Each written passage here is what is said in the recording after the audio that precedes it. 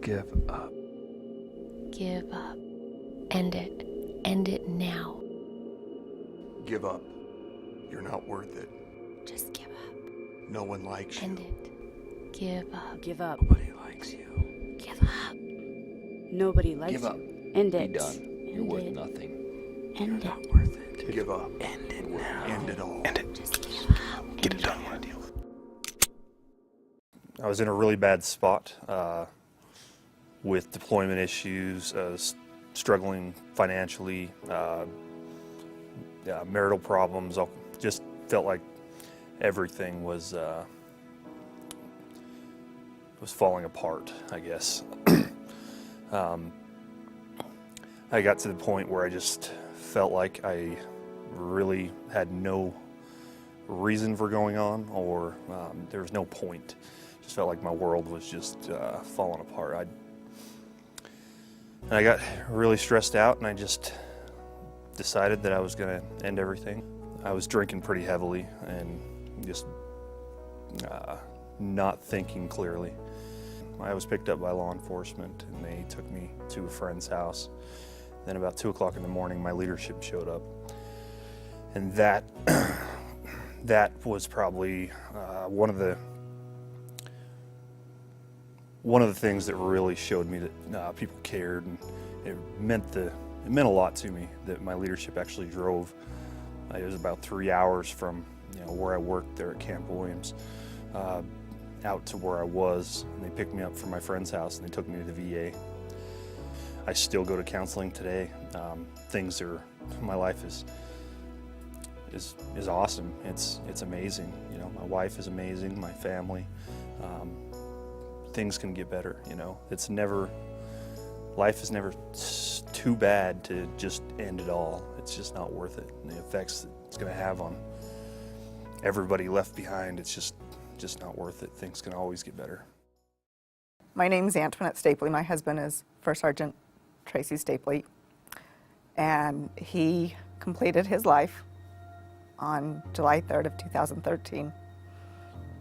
He was serving in Qatar on his second deployment.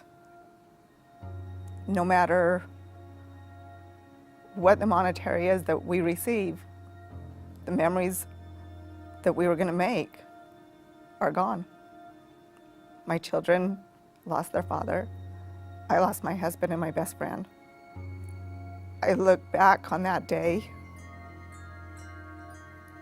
and wish that somebody would have spoke up when they heard him give the signs that he was done.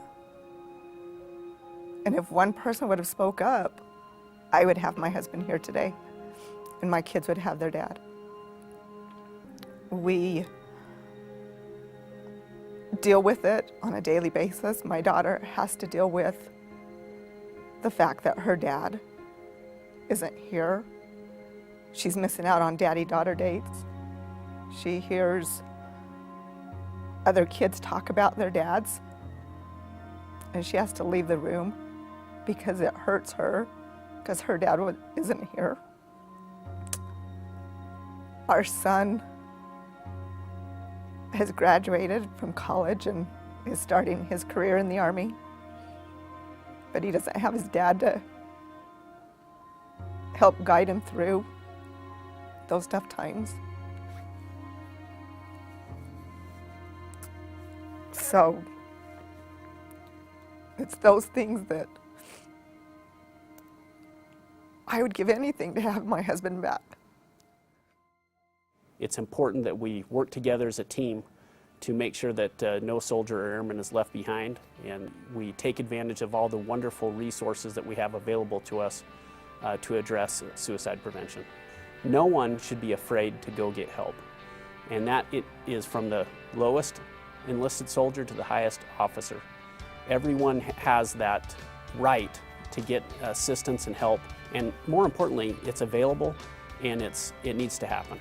I want to express my deepest gratitude. I love wearing this uniform, and I love doing it because I get to serve with the greatest people on the planet, and I mean that sincerely.